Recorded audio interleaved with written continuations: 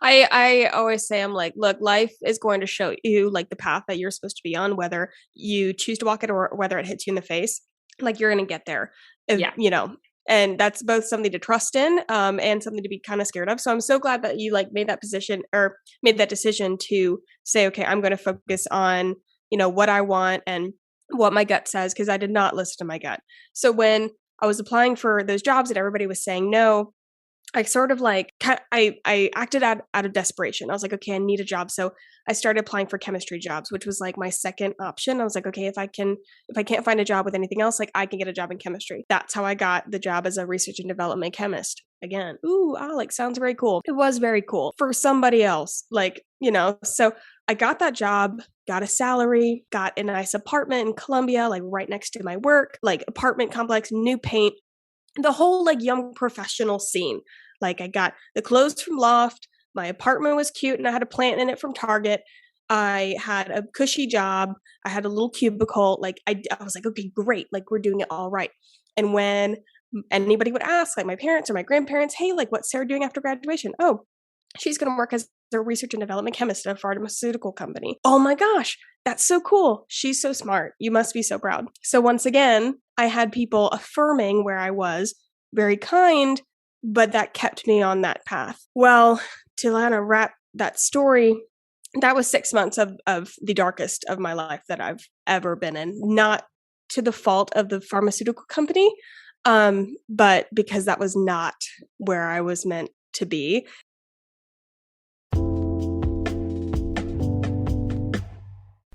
Hi friends, it's Kayla Moran and welcome back to the Let's Get Candid podcast. How is everybody doing today? Good morning, good afternoon, good evening, whatever day or time you're listening. I'm so happy to be back on the mic. I took a unintentional week hiatus, but it was definitely needed for my mental health. I was just very, very overwhelmed last week, and 1 week won't hurt. But I have an exciting episode for you guys today with none other than Sarah Baus. And if you don't know who she is, you definitely need to check her out. And I'll tell you a little bit about her later on in this intro before I introduce the episode. But I wanted to give you guys a little life update since I was gone last week. So the bar exam's in less than a month and it's just a lot. I had therapy this morning and, she always asks how I'm doing. And in reality, I'm doing okay.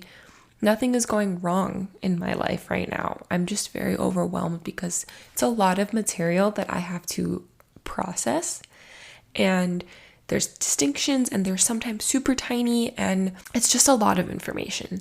But I got this. I know that I got this. And the imposter syndrome is rearing its ugly head and I feel like I'm not doing as much as I should be, or other people that I'm seeing do more, that kind of thing. But I know that I just need to do what's right for me, focus on me. I need to make sure I'm getting rest so my brain is really, compartmentalizing and ciphering all the information, and I'm actually learning and processing it. So I know for me particularly, rest is really important instead of going longer days and not really productively learning the information. So I've been doing about 8-hour days, and some people do more, some people do less, but I think I just need to focus on me, and that's what I'm trying to tell myself. But I am overwhelmed because I know, like I said, I could be doing more and I want to be doing more, but my mental health has just not been there. And last week I had to take that break for myself, and I also got on anti-anxiety medication, and I've been very vocal on here that I don't really like being on medication. That's just a personal choice for me. I don't want to be on medication because I want to learn how to manage it on my own. But I had to recognize that I needed some help. And my therapist told me that today as well, because I'm still struggling to get all of the tips and tricks and resources and help that I can. Because I don't like being dependent on anything, and I don't like using outside things. I like being able to do it on my own, but I know that I just had to get on anti-anxiety medication during this period because it's constantly nonstop, day in and day out, just lots of information, lots of things being thrown at me, and it could really easily my brain can just take off on its own and keep thinking about it when I need to be productively resting. So it will help me get better sleep. And I just need to also take CBD and melatonin to help me with my insomnia. And I've been really lucky that I have found a product that works for me. Highline Wellness. I do have a code. I will link it in the show notes. It's Kayla15. And I absolutely love Highline Wellness. Their CBD and melatonin oil at night and their CBD oil during the day has been really helpful, but definitely did need that extra anti-anxiety medication boost as well. But I don't take it on the weekends, and it's a really, really low dosage. And I just wanted to give you guys that life update. I don't want to tell you guys what medication it is, and I don't want to promote it, but I want to be as candid as possible with you guys, especially during this serious time, because I know you guys are following along on my journey, and it means so much to me that you're so interested. And thank you so much for all of the well wishes and the good luck and the kind words in my DMs the last couple of weeks. I have officially logged off of the internet for the next month, but it really did mean a lot to see the ones come in as they did. And what else is going on this week? Yeah, that's pretty much it. I'm just studying for the bar exam. I wish I could tell you there was more going on, but unfortunately, not so much. But I know that in a month, this whole process will be over. I will have done it. I will have completed the entire process to become a lawyer.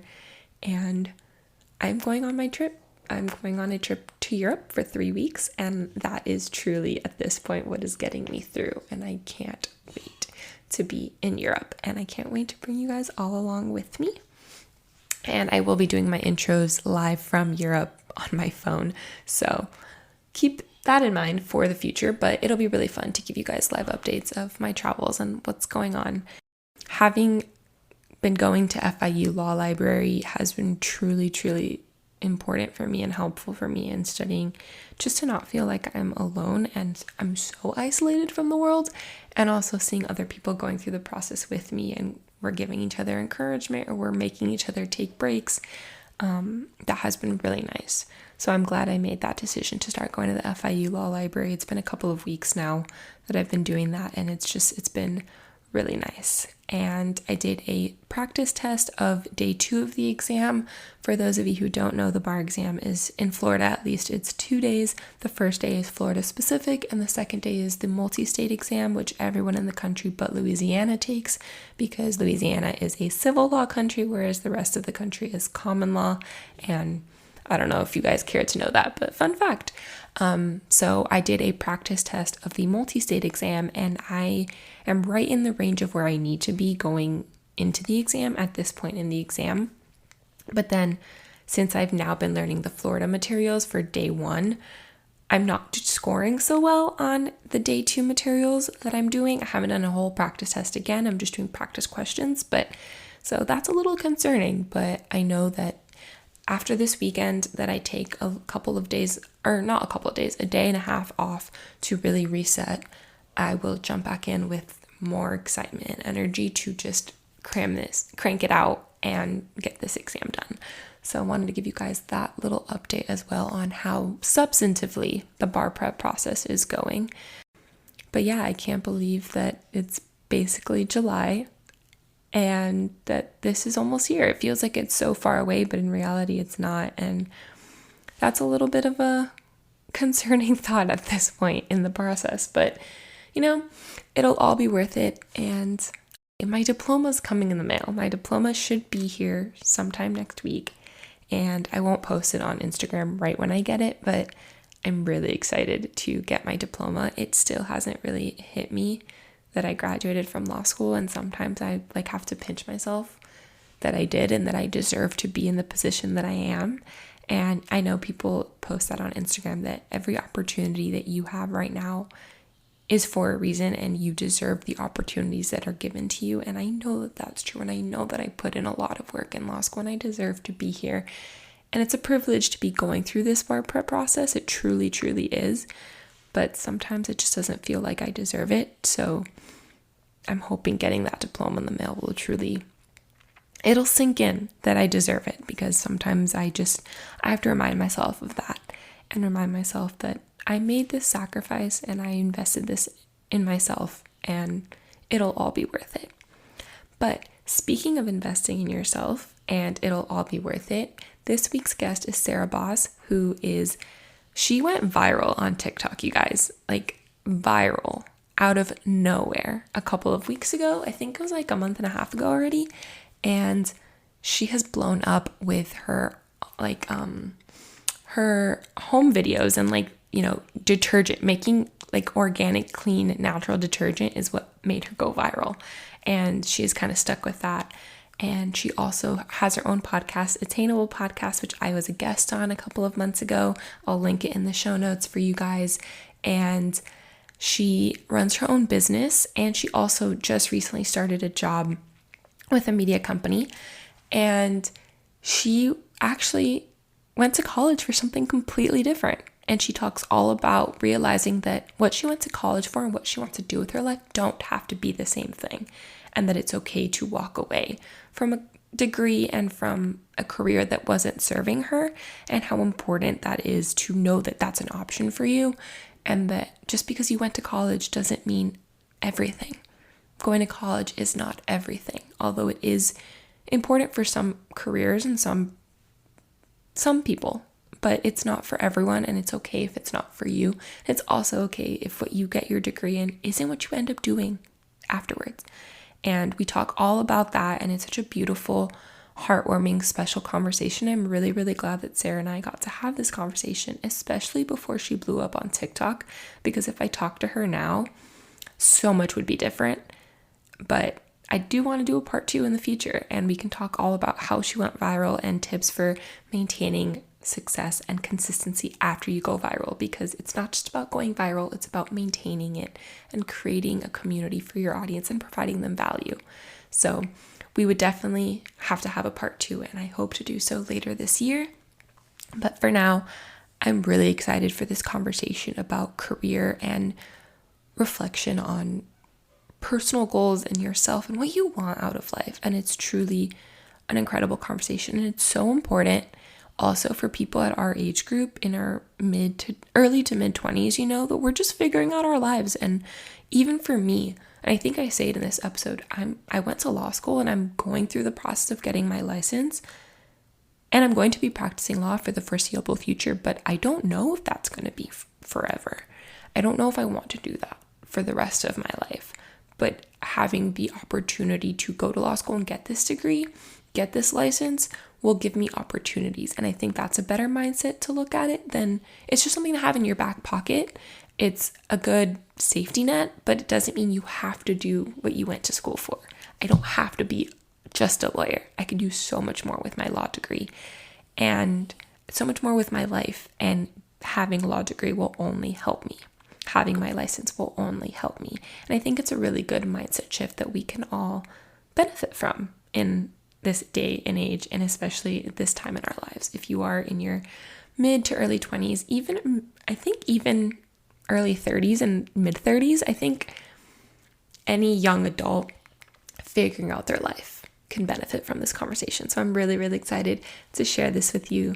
And without further ado, meet Sarah. I am so excited to have you on. I was a guest on your podcast, and now you get to be a guest on mine, which I can't wait. And Sarah, what is something that people wouldn't know about you from following you? Well, one, I'm so excited to be here. I'm so excited to do a podcast swap. This is so fun. Something that they wouldn't know about me from following me. Oh gosh. I think that I'm pretty open about all the careers that I've had, but they probably can't put together how that actually happened. You either know about my chemistry background, you might know about me working for Estee Lauder, but a lot of people don't know like the whole thing. So that might be one. Another is that I'm a Charleston native. Apparently when I've like been meeting people in Charleston, and when they ask where I'm from, and I'm like, here, they're like, oh my gosh, like, you're a rare breed. I was like, I did not know that. I feel like that we're all over the place, but that's another one. But I'm a pretty open book online, probably an oversharer. Considering my Brazilian wax TikTok, I got some comments on that one I from my haven't seen personal it, but life. that's so funny. I need to go watch it. Yeah, I made a couple. Like it was my first Brazilian wax, and like it was a whole thing. And Those honestly, are rough. content rich. But then, oh man.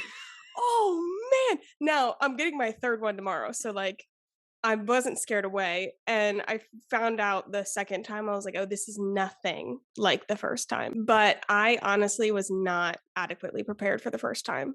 I underestimated that pain, but then So I got funny. through it. So it's fine. But yeah, there isn't much I don't share online. Cool. Well, we're gonna dive into this nonlinear story of yours and how you went from a chem major to what you're doing now, hosting a podcast and working in digital creation and social media. But I did not know you were from Charleston. I don't know if I even knew that that's where you lived, but that's so cool. I've never been. I'm dying to go. Oh, it's fabulous. It is absolutely fabulous. I really do love it here. I didn't think I would be coming here after college, which I'll get into that. But the way it worked out, like I'm glad I did. I mean, that's how I feel about Miami. I thought I was leaving Miami at 17 and never going back. And now I'm like, I can't run home fast enough. Like fast enough. I got like an email from Allegiant today, 10 days till your flight. I was like, hallelujah.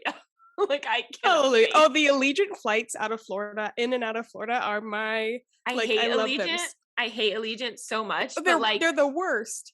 But for they're this, so cheap. Spirit and Allegiant are my my homies when it comes Spirit. to flying. I've never flown it's Spirit. bad. It's so it's bad. It's bad. I was bad, on so a Spirit. I don't want to fly Spirit, but it's funny. I've only done waxing a few times because then I switched over to laser in high school and I've never looked back. And that hurts like so bad too. But I do Brazilian laser. So I did Brazilian waxes and I understand the pain. That's so funny. I need to look at like economically if laser's the move, because at this point I'm like, okay, pain aside, like we've already gotten through that pain. Like what else could there be? Please don't tell me it hurts. Laser feels like when like you snap a rubber band, like that's kind of how it feels. It's like a sting, and certain areas sting more than others, but and it probably takes longer. It takes less time because it takes less time because you shave before. Now we're just going into this topic, but we're just really diving in. So happy hour, guys. Welcome to happy hour. That's the whole point of Let's Get Candid. So you shave before, so it's quick because they just do it in like certain areas over time. So you do multiple sessions. And I think it is economically more affordable because over time, you just have to go every couple months to get a touch up once you've done your initial 6 to 8 to 12 sessions, depending on what package you do. It's not like you have to go every month. Yeah, because right now, like, I mean, with tip, it's like $60 or $70 every time I visit this woman. And I'm like, listen, I'm going to tip you good because you're in an area, but like, this is expensive. The only thing with laser is it initially is more expensive, but then it ends up being more cost effective, but you are very fair skin and light hair. So I don't know if it'll pick up because lasers with pigment. So you have to. I've read about that. You have to look. I mean, it depends. Like if, like for example, like I'm a blonde, so my legs, I can't laser my legs because they're too light, but I can laser like bikini and underarms. So it might be able to work. Depends on, like, you have to go talk to them and like they'll tell you because there's different types of lasers and they're getting more advanced with pigment, but it is pigment based. So like it might not even be an option for you, but I think if it is an option financially and like go that way, I think go laser. It's so much better and it's quick. Like I literally, the amount of time it takes me to drive there is longer than the actual appointment itself half the time because it's like 5 minutes. I mean, I've been doing it since high school, so now it's just touch-ups every once in a while, but still, like it's literally like she'll be like, put on the glasses, I put them on and she's like, all right, you're done. And I'm like, I literally just lifted my arm. Like, what do you mean? We're done. Like I didn't even have been here yet. Like, give me a glass of water or something. Yeah, I didn't even have time to like, not that I need to mention, but bikini, I still like some areas I do, but like armpits, I'm like,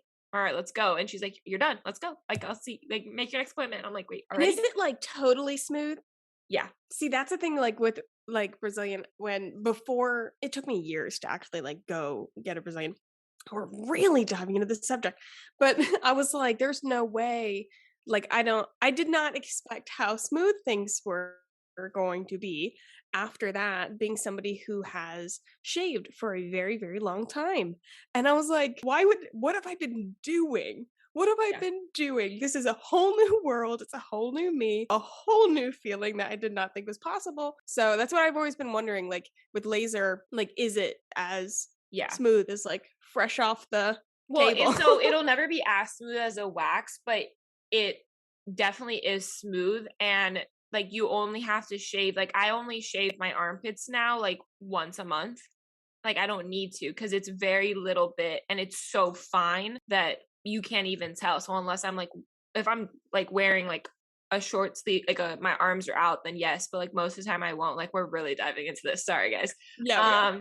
But same with bikini. Like I'll shave like, so you don't laser in the summer because of the sun. So I shave Okay. more often in the summer, but in the winter I'll shave like once a month too because I don't need to.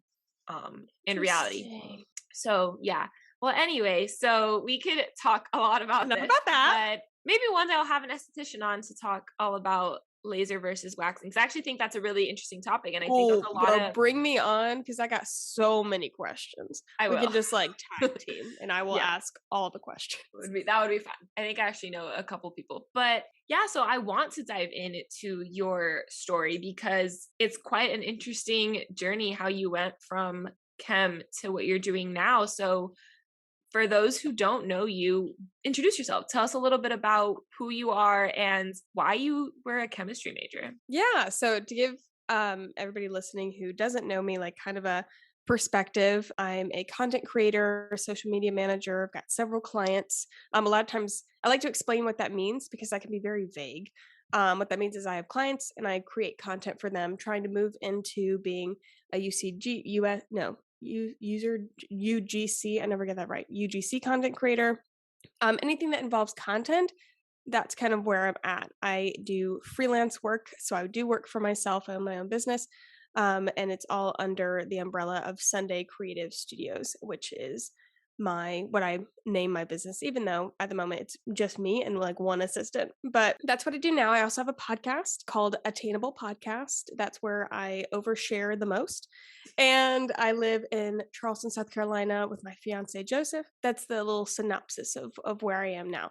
Very different from where I was even about 3 years ago. So I have a bachelor's of science degree in chemistry, which is like it's everybody's like wow, which is exactly why I kind of stayed in it. So let's get into like why I actually got that degree that I'm so very clearly not using. And so very clearly never want to. So when I was in school, like all the way back in middle school and high school, at least for my public school experience, did you go through like classes that were called like GATE or GT or honors or anything like that? I was a gifted student, so I don't know if that's what you mean. Okay, yeah. So GATE or GT in South Carolina, depending on where you are, that's what they call it. It's for gifted and talented. And so I was in that program. And now, like, listening to that and hearing that wording used on kids, especially thinking the kids that were not in the quote gifted and talented classes, I'm like, that's disgusting. But I was on that track. And so when I was growing up, STEM, and I think still now, it may be a little bit different, but STEM was a huge push in the education system. And so if you were a gifted and talented honors, whatever you want to call it, student, that's where they kind of put you. Public education has a very great way of putting people on assembly lines, both for good and for bad. And I was put on the assembly line for STEM, and specifically medicine. So all my friends were going into this medical program. So did I. I did a 4-year medical program all through high school, got a certificate. I entered at hospitals, like the whole 9 yards. And at that point, what I had been taught is that to be successful, you needed a Bachelor of Science degree. You needed to get into science, usually medicine. And that's really how you're going to be successful at all in life. And since I was a gifted and talented student, I had no choice. In my head, of course, that's what we were taught. Like, there was no option other than to be gifted and talented and successful and like whatever that means. When I graduated high school, I really didn't know anything else. I looked at my classes. I was really good at physics, so I was supposed to go into a physics major. I ended up going into chemistry because my school that I went to, Columbia College, go Koalas, like literally love my school, but we were very small and we were even smaller back then. So they didn't even, I don't think they still do. They didn't have a physics program. So I went into chemistry because it was like next best thing. Still not knowing what I wanted to do. Well, the summer before I actually went to college, I had gotten into makeup all through high school, just kind of as a creative thing. And this is when YouTube was like really kicking, and like Jaclyn Hill, Lauren Curtis, like all of those were really Oh, gaining that's a momentum. throwback. Lauren Curtis. That's a Lauren throwback. Curtis.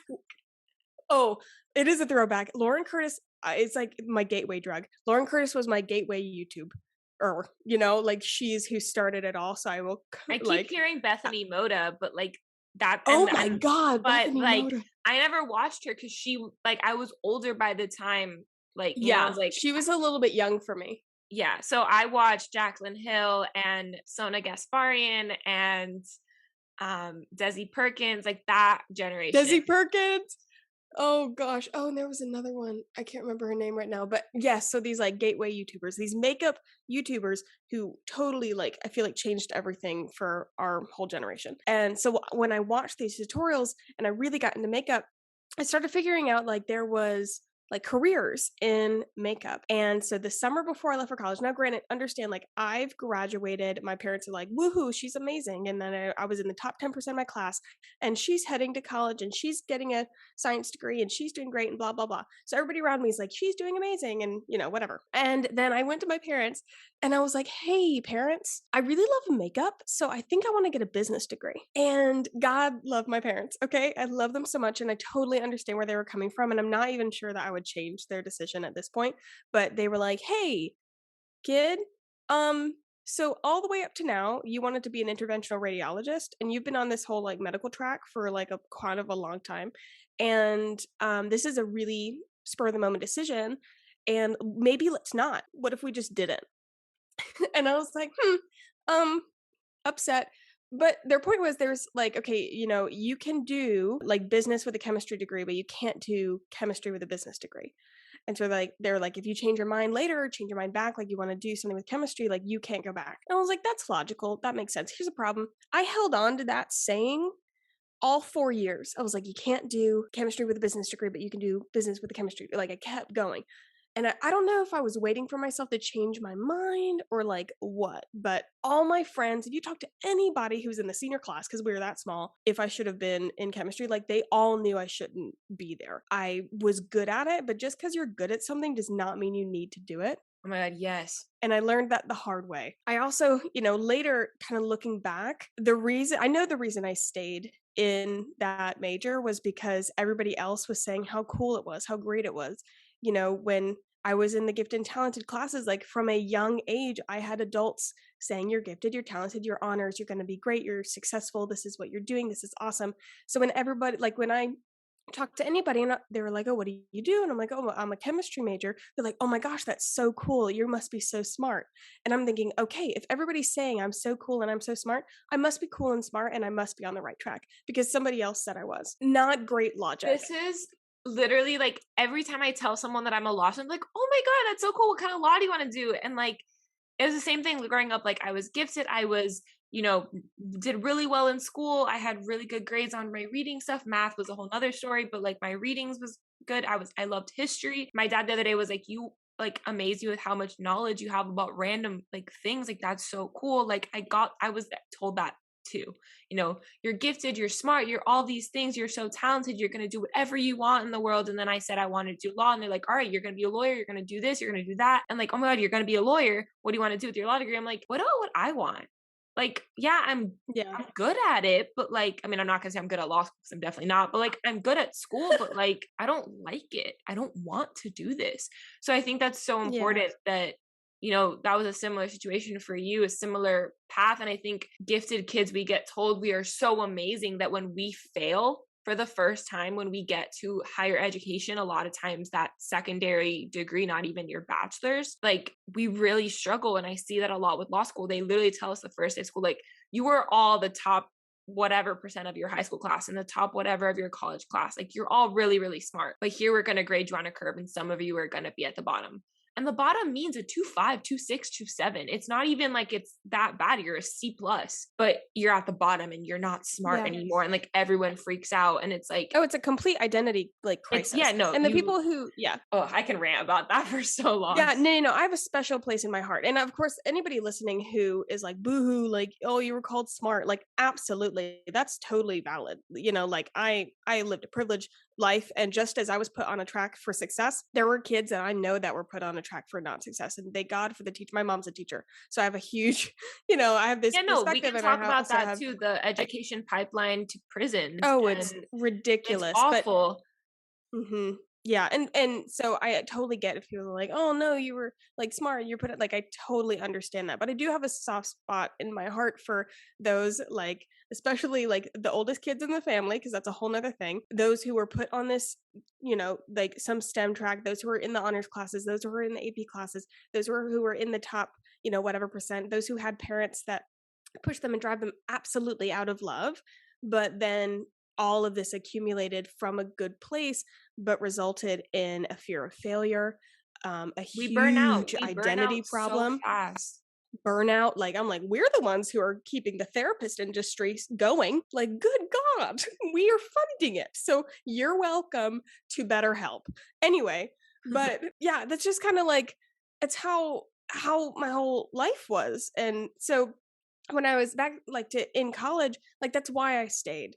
And because everybody else was saying that it was good. So when it came to my senior year, I had worked all through college for Estee Lauder. So my after my freshman year, I got an internship with Belk, which led to a job with Estee Lauder. So I was a traveling makeup artist for Estee Lauder for 3 years. I loved that brand, and I adored them, and I thought that I was going to work in corporate. And I was kind of like, groomed for that or whatever. Like, that's probably poor wording, but like, that was where I was going. And so I was like, okay, like, I have a chemistry degree. I like makeup. Like, what can I do? Okay, maybe I can make makeup. By the time I got to my senior year, I was like, I don't want anything to do with the lab. Like, I know I don't. I don't I don't like chemistry. I don't want to be the person piping things out. Like, I want to be the one creating ideas. And I remember I kept saying, like, I want to create something out of nothing. I don't know what that means, but I want to create something out of nothing. I want to be somebody who has an idea and then sees the project through. Which, of course, like, looking back, I'm like, that's not really an entry level position, but like, whatever, Sarah, you go, girl. So I started looking at jobs and just finding anything. And I saw marketing jobs, and that's what seemed like cool or seemed like interesting to me. So I was applying for marketing jobs, and I probably applied for over 50 marketing jobs by the time I got to my spring, like, senior year. And it had occurred to me, like, oh, all these years I was like telling myself I could get a business job with a chemistry degree, like, that was wrong. Like, they looked at the chemistry degree and they didn't know what to do with me. And no, I probably wasn't selling myself well either, but I didn't know what to do with me, so why would they? So it got to this point where spring semester senior year, and I was panicking because I had made myself a dangerous and terrible ultimatum. And I said, Sarah, like, you have to walk across the stage with a big girl job. Like, not just any job, not a job at a store, like a big girl job. You have to walk across that stage with a career. And I don't know what the or else was. I would just die. Like, I had no idea. But to me, there was no other option. Same with everything else. Like, it was either exceed and fly high and do what everybody expected you to do, or I didn't even know what was on the other side, Yeah. because And that's all I had ever done. that's the problem with gifted students and like putting those labels and like fast tracking us for success. But then we burn out and we realize like we have all these skills, but we're not passionate about this. Like we don't actually like this. And I had the same, like, I ultimately chose to stay in law school because I realized halfway through that I could use my law degree in other ways. But the first 6 months to 9 months of law school at the very beginning of COVID, I was like, I hate this. I don't want to be here. Why am I still in law school? I'm not going to get a job at graduation. I don't want these things. And I thought, yeah, I have to have like the whole goal is to get a job at graduation, walk across that stage with a 6-figure associate position. Yeah. And that's not what I want for myself. And my dad and I made a bet of like, if I have a 6-figure job offer when I graduate, he will give me a certain amount of money to spend however I want. And I'm not going to say the amount, but like you can imagine it's a Yeah. decent chunk of money. And I was like, do I want that gift? Sure. But like, is that, why am I doing it for the gift, or am I doing it because I genuinely want that? And I had to reevaluate, you know, Yeah. I can kill myself day in and day out to make the grades to get that job offer, or I can focus on myself and what makes me happy as a person. And I Yeah. ultimately decided the latter. And that was the best decision I ever made for myself. But it sucks that we are forced, like we feel like we have no option. Like it's this way or the highway, and that's not fair. Yeah. I always say, I'm like, look, life is going to show you like the path that you're supposed to be on, whether you choose to walk it or whether it hits you in the face. Like you're gonna get there. If, Yeah. and that's both something to trust in, and something to be kind of scared of. So I'm so glad that you like made that position or made that decision to say, okay, I'm gonna focus on, what I want and what my gut says, because I did not listen to my gut. So when I was applying for those jobs and everybody was saying no, I sort of like I acted out of desperation. I was like, okay, I need a job. So I started applying for chemistry jobs, which was like my second option. I was like, okay, if I can't find a job with anything else, like I can get a job in chemistry. That's how I got the job as a research and development chemist. Again, ooh, Alex, sounds very cool. It was very cool for somebody else, so I got that job, got a salary, got a nice apartment in Columbia, like right next to my work, like apartment complex, new paint, the whole like young professional scene. Like I got the clothes from Loft, my apartment was cute and I had a plant in it from Target. I had a cushy job, I had a little cubicle. Like I was like, okay, great. Like we're doing it all right. And when anybody would ask, like my parents or my grandparents, hey, like what's Sarah doing after graduation? Oh, she's going to work as a research and development chemist at a pharmaceutical company. Oh my gosh, that's so cool. She's so smart. You must be so proud. So once again, I had people affirming where I was, very kind, but that kept me on that path. Well, to kind of wrap that story, that was 6 months of the darkest of my life that I've ever been in. Not to the fault of the pharmaceutical company, but because that was not where I was meant to be. And I've never known unhappiness like that. And I've never known a full like loss of identity like that, because it was the first time that I really didn't know what to do. I had nobody giving me a goalpost. Up to then, like graduation was the goalpost. What do you do when there's no date for you to work towards? There's no curriculum, there's no classes, there's nobody saying, hey, like if you do this, this, and this, you take these classes, you do these things on this date and this year, you're going to graduate and it's going to be great. Like what happens on the other side?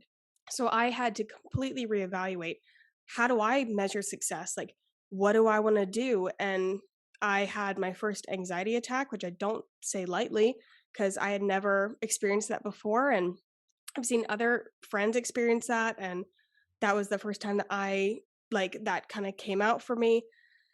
And so after that, from those 6 months, it was very clear like I needed to do something and I needed to take a very large action.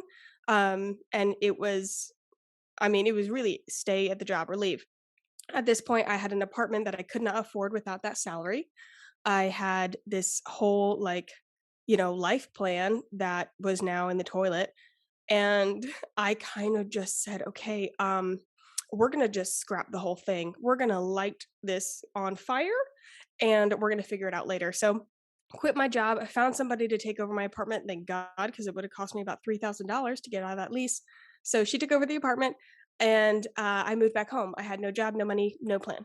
I said, great, this is all on fire. Everything around me is crumbling. And what do I do now?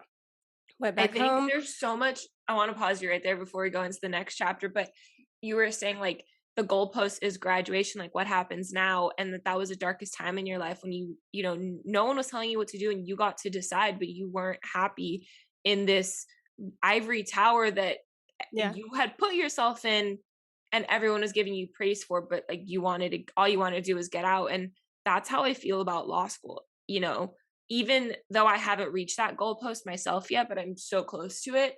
I'm just like, that goalpost isn't gonna, like, will it help me get to what I want? Yes, but like that's not the end goal for me. Like there's so much more I want to do, and just making like to me, walking across the stage of graduation now represents that I'm still here, and I'm still, I still wake up, or I get the chance to wake up that day and, choose me and choose a life I get to live. And that mindset is what got me to that goalpost, and that I'm grateful for that. But law school has been the darkest time of my life too, because I'm not happy here. I don't want to be here. Like, on paper, it looks like I'm doing so well and I'm so successful and I have all these amazing things, and everyone tells me that all the time. How do you do it all? Et cetera, et cetera. But like, my life is in shambles. And so, and you said like you were going to light it up on fire, but then you looked around, you were like, oh shit, everything's on fire. What do I do now? Like, that's kind of where I'm at. I said, screw it with what I'm supposed to do as a law student. So I set it on fire, but now I'm looking around and I'm like, I don't know what I'm going to be doing when I graduate. Like, after the bar exam, of course, like come August, I come back from Europe and I'm going to be like, okay, what do I do now? And there's a beauty in that you get to build the life for yourself that you want, with what the next chapter of your life is. And that's why I wanted to pause there. Like, there's a beauty in that. But like, I think you can only see the beauty in that once you realize like the sacrifices that you took to get there, and that you did set it on fire, and you had like that, oh shit, what did I do moment. Oh yeah. I thought that setting everything on fire. Well, I knew going home would not fix the anxiety. I knew going home would not fix like the emotional problems I was having. But I also knew that like going home would be like, it was like the next right thing. Oh God, that brings back a memory. Okay. So I left the pharmaceutical company and I went back home, and me and my parents like went to Disney, and my brother, and we go to Disney a lot. And we got invited, we're DVC members, so we got invited to this like exclusive, I promise this is relevant, this exclusive showing of Frozen 2. I believe it was. It was very cool. We had our phones taken and everything. We got to go in the theater at Disney Springs. Fun, fun, fun. So we're watching the movie, and if you've watched Frozen 2, there is a song where Anna, I mean, she's dying. Like, she's literally like dying in the cold. So her problem is a little different, but she just kept saying like, I just need to do the next right thing, next right thing. Well, I leave that theater and I look at my mom bawling, and I was like, Mom, I just need to do the next right thing. That's so and funny. She's she's like, okay, sweetie, like that's great. And I'm like, no, like she just taught me like my life path. And, like, I have a story like this too. That's so funny. So for me, it was Legally Blonde, and I'll explain in a second why. But literally, that was like, it's so funny my because life for to this me, song. I keep saying like moving back to Miami isn't going to fix all my problems. I know that logically, like it won't, but it's the next best step for me. It's the next right thing. It's what's going to set me on the course I want to be on, because right now I'm not on that course. But for me, it was Legally Blonde in October. And if you go back, there's a podcast episode called Life Lessons I've Learned from Legally Blonde, or something along those lines. And it's literally, I recorded that because I walked out of my images of the law class. We had to watch Legally Blonde, and then we were going to have a discussion on it in the following week. And like, I had to write down my thoughts because I didn't want to forget how I was feeling in that moment. Cause otherwise I don't write anything down. I remember the movie. But I started recording on stories because that same day we had taken our composite photos, like the picture that's going to hang on the library wall forever, that I am a graduate of this law school. And then we watched Legally Blonde. And I was just feeling so emotional because I genuinely never thought that I would get to that point. Like, still to this day, like, I don't know how I'm here, because there was some really, really dark times in my law school experience that I didn't expect to still be standing here. And I just, that moment where it hadn't hit me watching it before, but watching it then, when she's like, she came to law school for a boy, but then she realized like, I don't need a boy. Like, I can be a woman who likes Cosmo and fashion and still be a badass lawyer. And I can still do all these other things. Like, I don't need a man to define me. I'm going to do it all on my own. And there's so many other lessons that you can get from this movie. And I wrote a blog post and a podcast episode all about this. And like, there's a whole like part of it on my, like a in-feed Instagram post on this too. But like, that was my moment. So it's so funny for you, it was Frozen too, because for me it was Legally Blonde. But listen, whatever gets you like over that hill or whatever. And that's like what I held on to. I was like, just the next right thing. And I won't dive too deep in like the emotional part of it. But when I got back home, it really was just daily figuring out how to live my life, how to be like, I didn't know who I was. I didn't know what I was supposed to do next. Like, as somebody who identified herself by her career or her, her major or like whatever, like kind of career-esque thing she was doing. And now that was gone and she didn't know what she was going to do next. She didn't know who she was. So after got back home, I needed a job. I was like, okay, I need to do something. So I got a job at TJ Maxx and I was a coordinator there. And so I was like, okay, this is what's gonna keep me going. Like I'm just gonna go to and from work and that's my life. And I'll figure out what I want to do after that. So got my job at TJ Maxx. I'm working. I still wanted to do marketing, but I didn't want to get a marketing degree because I had already gotten one degree. So I started reading books. Like I read so many books and I still think of it like to this day, like there was I made a ladder of books. That's how I got out. And when everybody says like, hey, how did you learn so much about marketing? Like, how did you get into it when you didn't have a degree? I'm like, look, I literally read my way through. That is the only way that I know anything. And so I was reading and looking for job opportunities and still hoping like I would find an opportunity that would get me, let me leave TJ Maxx. Great job, but obviously not really what I wanted to do. And then, as everybody's story goes now, COVID happened.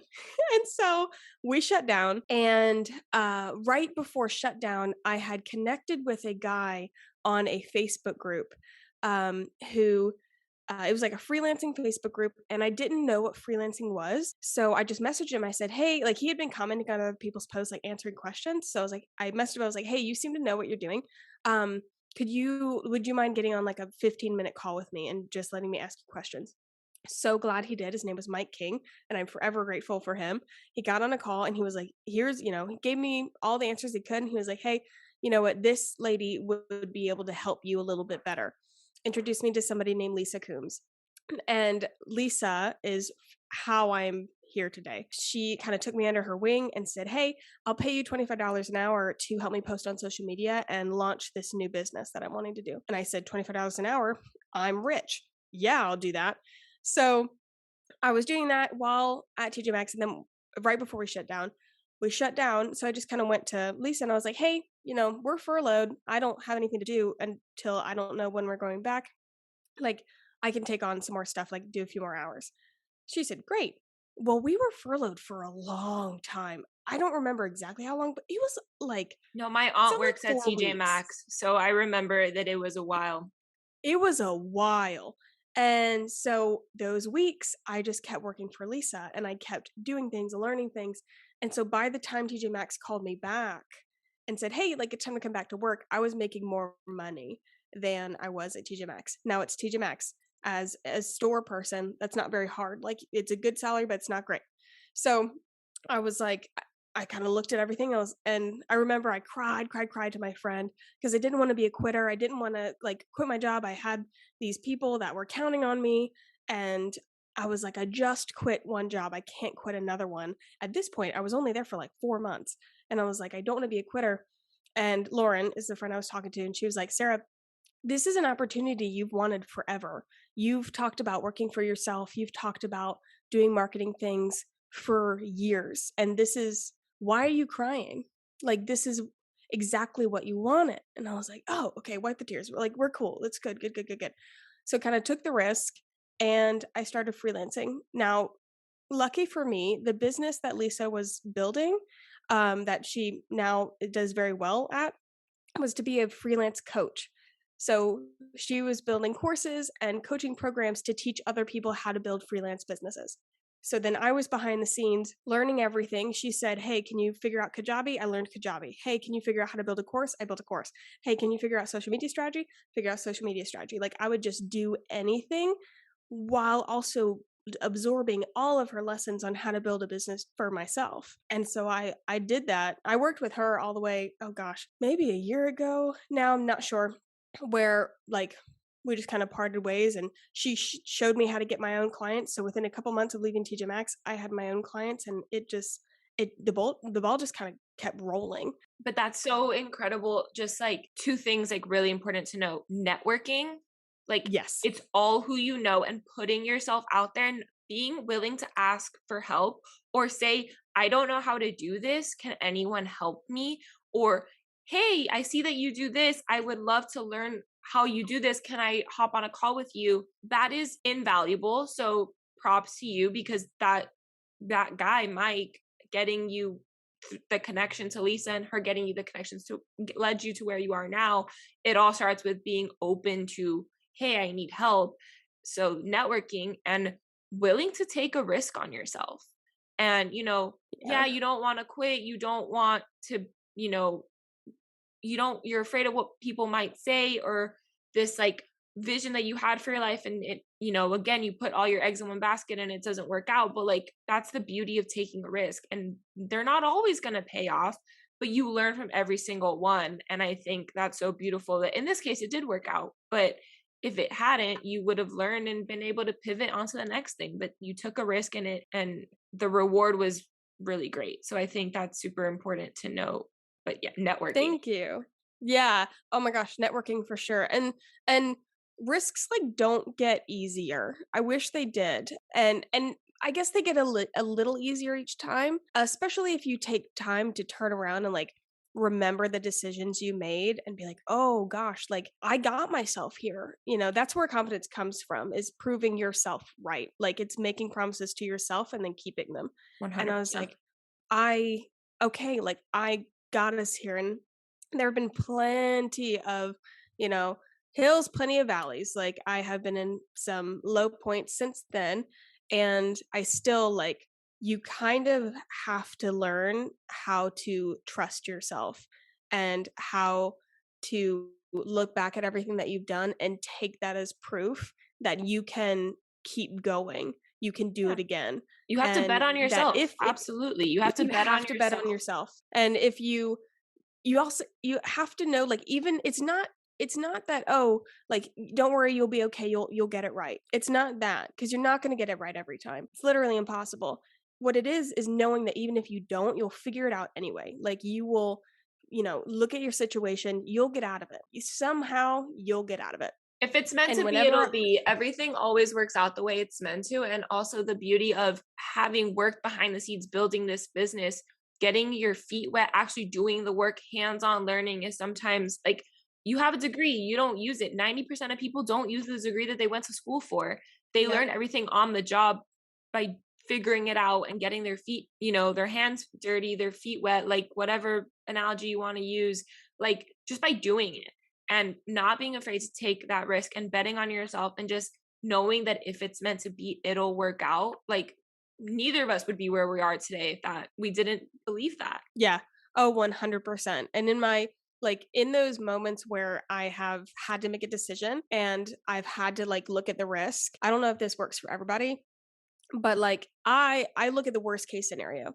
So when I was like leaving the pharmaceutical company, I was like, okay, worst case scenario, like what happens? And I'll tell it to myself like a story. So I tell it to myself as if it's already happened. So I'm like, okay, so Sarah, like here's what, went down. I quit my job, and then, I couldn't get another job for months, but I was living with my parents, so my expenses were okay. And so I've been applying for jobs, and I'm just waiting for a job to open up or something like that, whatever, like to me, that worst case scenario was. And one, identifying what that worst case scenario is helps me because it's never as bad as it is in my head. As soon as I get it out of my head, I'm like, oh, that's not that scary. Two, telling myself the story as if it happened in the past makes it feel like I've already gotten over it, and puts it in perspective where I'm like, oh, that's not that bad. And this is exactly like what I would do. Well, you just keep applying for jobs and you work your way up. Okay, great. So that's, your solution for if everything goes to absolute crap. Amazing. Then take the risk. Like move forward. I love that. That's such a good come tip. out with like some contingency plan. Like I literally am like, okay, if everything goes to hell in a handbasket, what are we going to do? Oh, we have a plan? Well, as long as we know what we're going to do in case everything crumbles to crap, then we're good. I love and I that. have done that every single time. I have had to make one of these huge decisions. I kind of do that as well, but I've never actually like thought about the process of it and like quantifying it in a way. But yeah, I mean, I've done the same thing. Like I have a couple job offers. None of them are concrete, but they're options. And I've, I told my parents, and I've told myself, and I've told my professors to hold me accountable as well, that I'm not going to allow myself to freak out unless I don't have a job by January 2023.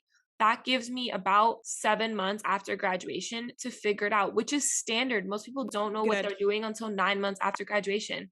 And yeah, I have a couple offers that I might start in September, October, but if those don't pan out, or for whatever reason, something doesn't work out, it's not as bad as it seems, because I'm living at home, I'm saving money, and I have my social media stuff on the side that or, my worst case scenario is I have a law firm I can go work at. It's not what I want to do. It's not what's going to make me happy, but it's going to give me the opportunity to have money coming in so I can pursue the things I do want to do and keep looking for the right fit for me. So yeah, I think I do that as well, but I didn't realize that's really kind of what I was doing, but I love that. Yeah.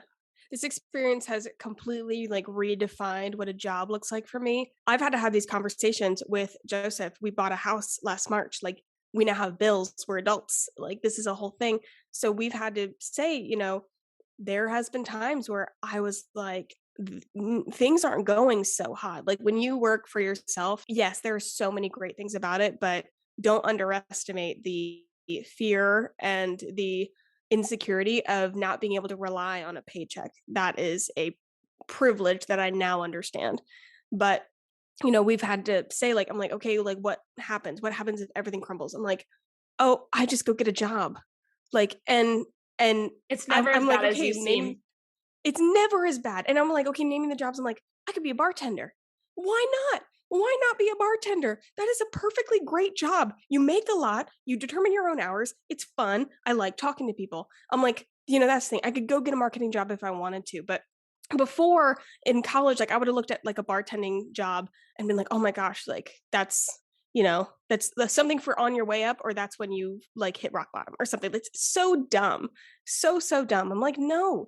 All of these things, I hate that in the US, we really have this job class system. And we look at, especially people in the restaurant business, just using that as an example, as not a career. No, you can make really solid money in the restaurant business. There's a whole hospitality degree. Literally, there's an entire thing. And I've met bartenders while I'm at their bar.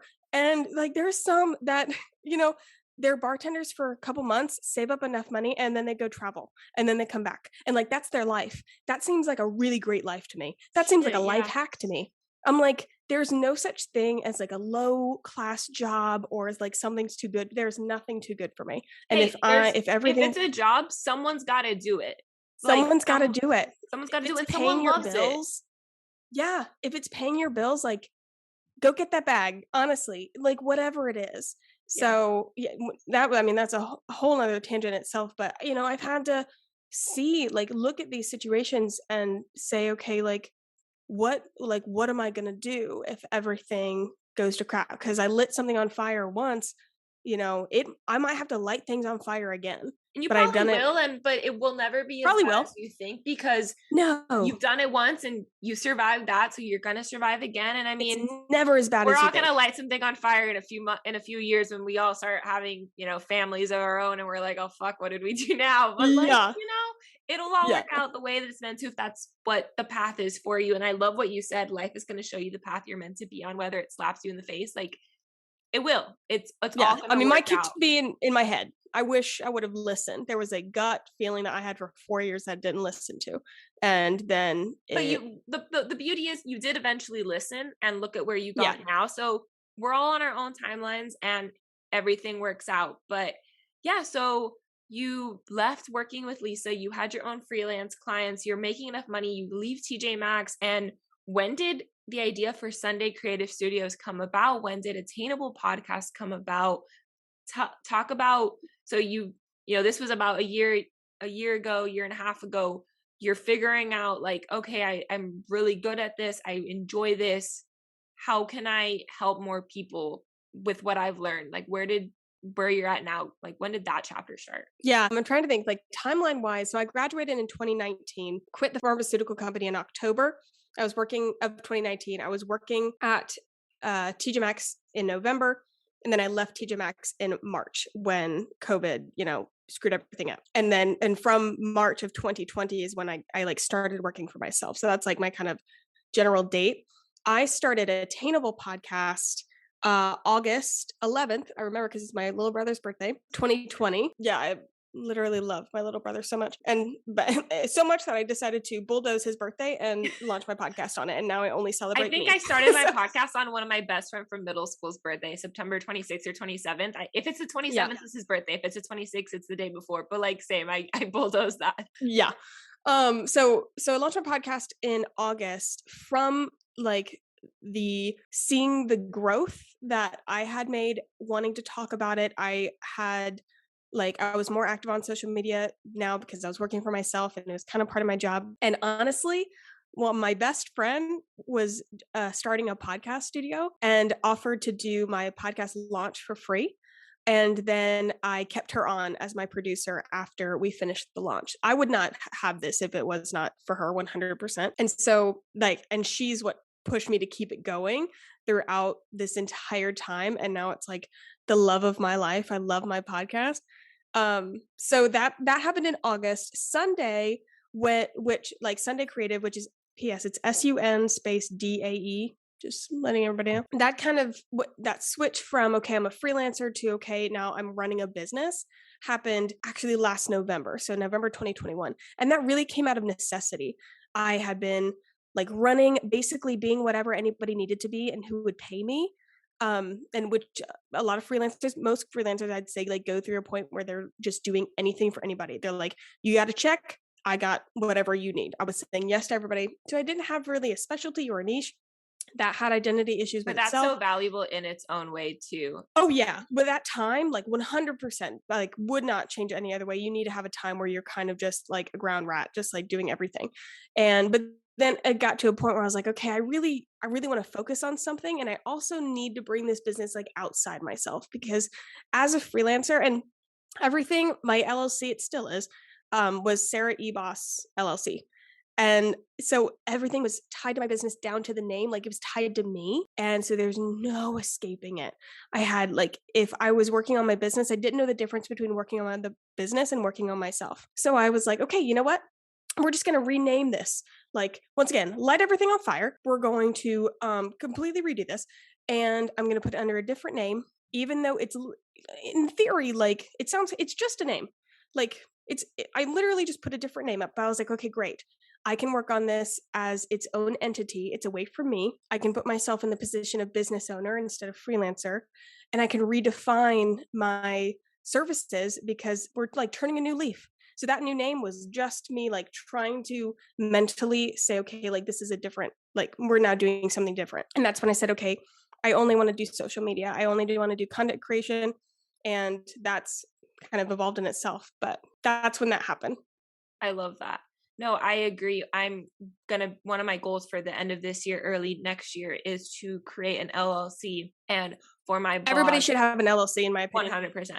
For my blog, podcast, and Instagram. And then I also want to create eventually a second one for my real estate investments and portfolio.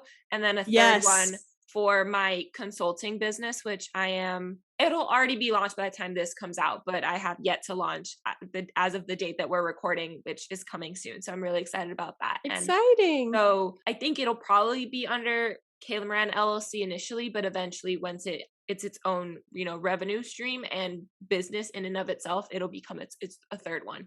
And then, eventually Kayla Moran LLC will probably be the holding company. And I have all these business ideas, but you have everyone, at least like the technical terms. Like I talked to my accountant and she's like, okay, so where does the podcast and where does like Sunday fit? And I'm like, look, I have one LLC. Again, law school's not totally useless. Law school's not totally useless. I'm like, I don't know how this works, but I'm the boss. So I say that everything is under Sarah E. Baus LLC until further notice because I don't know. And she's like, okay, great. I was like, great, okay.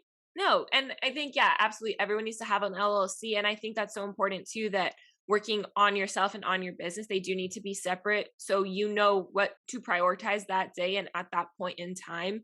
And it's a way to keep everything separate because, then you're running yourself into the ground and you can't work on your business and for your business if you're not in a good place. So I think it's super important to have them separate. And you said at the beginning, it's just you and an assistant. and that you have a podcast, someone who helps you with your podcast. I'm like, right now I'm doing all of this on my own. And I'm at the point where I can't afford to at this moment in time. But within the next 6 to 9 months, I'm already seeing the need right now. I just hopefully in the next six to 9 months, hiring a virtual assistant and hiring a podcast editor. And once I move home to Miami to recording in person at a podcast studio, because I've never recorded I've recorded one in-person podcast, but I know how to do it on Zoom, but I want to do it in person, really make it more of like an official thing. So it's crazy how it all, like you said, it all kind of snowballs from there. But I think that's the beauty of it, when you bet on yourself and you take a risk and it pays off, and look at the dividends that it's paying out and look at where you're at now. And it's just so beautiful. And I'm so grateful that we met. For you, it was your friend. And for me, it was Natalie Barbu, who pushed me to start a podcast and has introduced me to, this world, and allowed me to realize what I want to use my law degree for even more, working at Rella. So shout out to her. And she was on both of our podcasts. So definitely go check out those episodes. Yeah. Oh my gosh. Already was so good.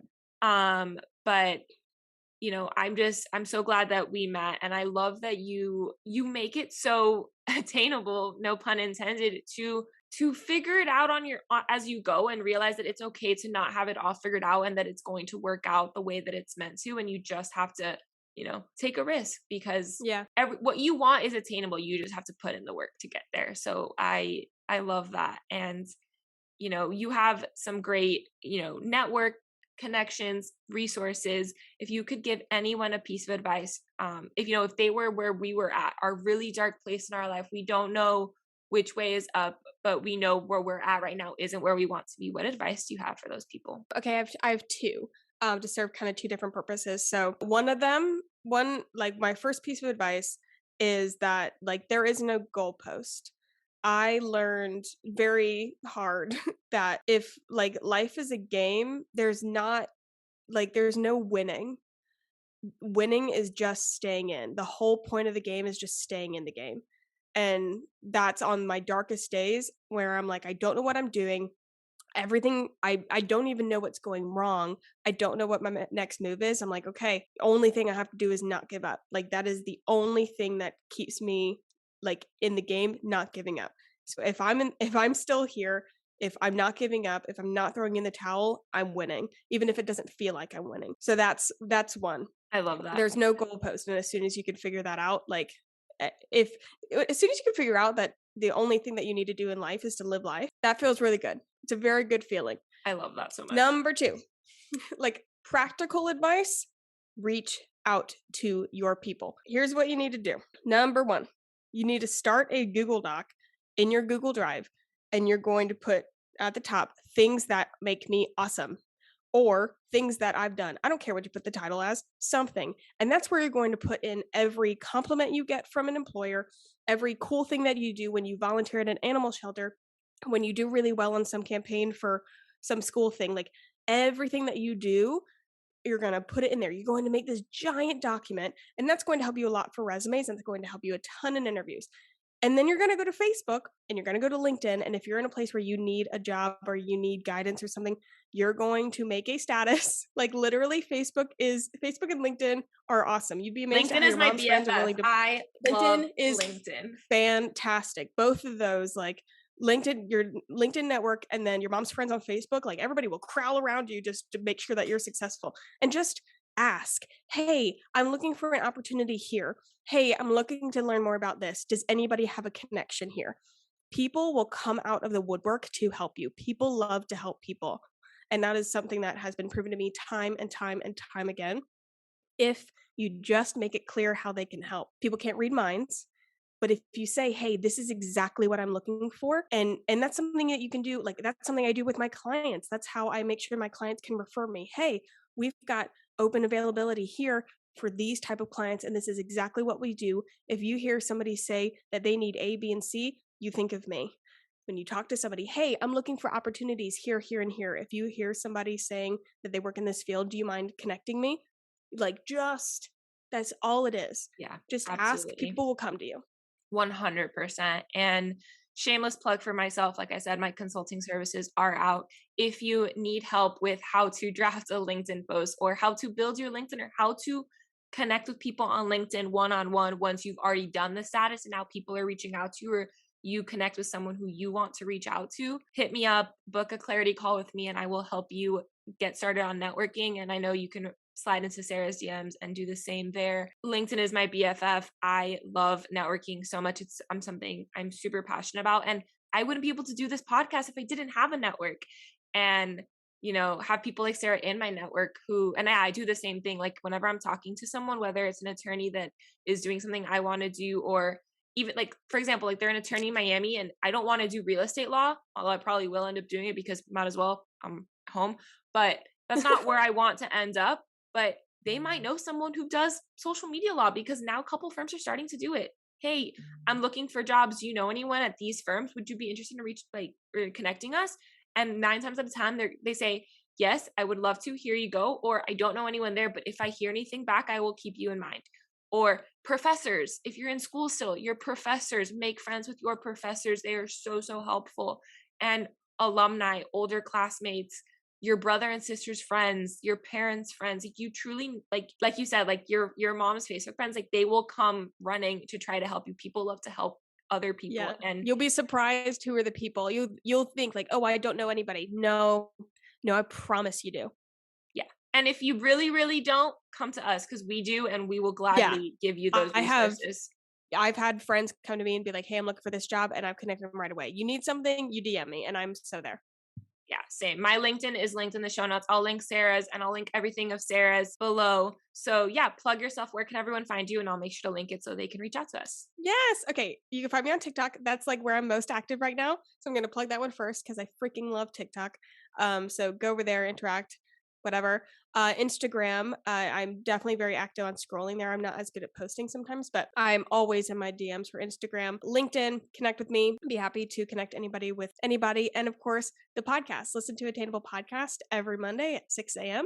or whenever, you want to listen to it. It's a great time. I was on, so definitely go check out our episode. Yeah, definitely go check out Kayla's episode. And thank you so much, Ahmad. I need to come to Charleston and we need to go to happy hour. And if you're guest room upstairs, it's got your name on it. You got your own bathroom. I even light a candle when guests come. I'm perfect. Such a good host. On my way. Let me practice. On my way.